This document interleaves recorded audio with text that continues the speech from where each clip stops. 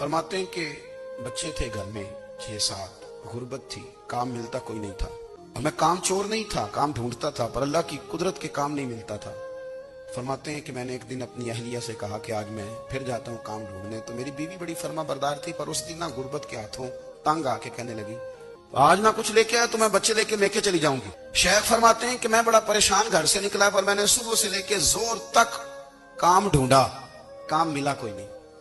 तो मेरे दिल में ख्याल आया चलो काम नहीं मिलता तो अल्लाह अल्लाह तो करे ना, चलो बंदों की मजदूरी नहीं मिलती तो रब करीम की इबादत ही करते हैं। फरमाते हैं कि मैंने ना फुरात के पानी से वुजू किया, नहर के, शदीद धूप थी, साथ रेत थी और रेत तप रही थी।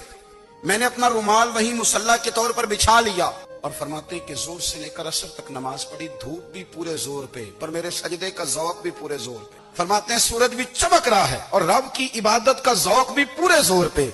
मैं सजदा करूं तो फिर मेरा उठाने को जी ना चाहे। फरमाते हैं कि असर तक मैंने नफल पढ़े, दिल ढलने लगा, असर की नमाज पढ़ी और मैं वहां से चला। अब मैं जब निकलने लगा तो दिल में ख्याल आया कि छोटी छोटी दीवारें हैं घर की, बगैर कुछ लिए जाऊंगा तो बीवी दूर से देखेगी तो शोर करेगी कि फिर खाली हाथ आ गया है। कहते मैंने अपने उसी रुमाल में जिसपे मैंने नमाज पढ़ी थी ना, रुमाल में किया कि पंजाबी साफा कहते हैं, उसी में ना मैंने कुछ रेत भर ली कि वो दूर से देखेगी तो समझेगी कुछ लेके आया है, चलो जाके उसे बता दूंगा कि आज फिर मजदूरी नहीं मिली। कहते हैं वो रेत लेकर जब मैं घर में गया तो पहले बीवी दरवाजे पे खड़ी होती थी, पूछती थी खाली हाथ आ गए हो? आज मैंने देखा तो है ही कोई नहीं। फरमाते हैं मैं अंदर दाखिल हुआ, सलाम लिए, कोने में मैंने वो रुमाल रख दिया और मैंने आवाज दी कि भली मानस कहाँ हो? तो वो कहने लगी आप मुंह हाथ धो ले, मैं रोटी लेके आई। मैंने कहा रोटी कहाँ से आ गई? यहाँ तो कई दिनों के फाके, तो कई दिनों की गुर्बत है, यहाँ तो इस घर में तो फकीरी है। फरमाते हैं कि वो रोटी लेके आई और उस वक्त की जो मौजूदा नेमतें थी, समझ ले सलाद, अचार, हर चीज साथ लाई। मैंने कहा कि बच्चे कहाँ गए? कहने लगी वो खाना खा के खेलने गए, आप खाना खा लें आ जाते। खाना उसने चुन दिया। मैंने हैरत अंगेज लहजे में सारी नेमतें अपने दस्तरखान पे देख करके बीवी से पूछा ये कहाँ से आया खाना? बच्चों को तूने कहाँ से खाना खिलाया? ये सारा कुछ कैसा है?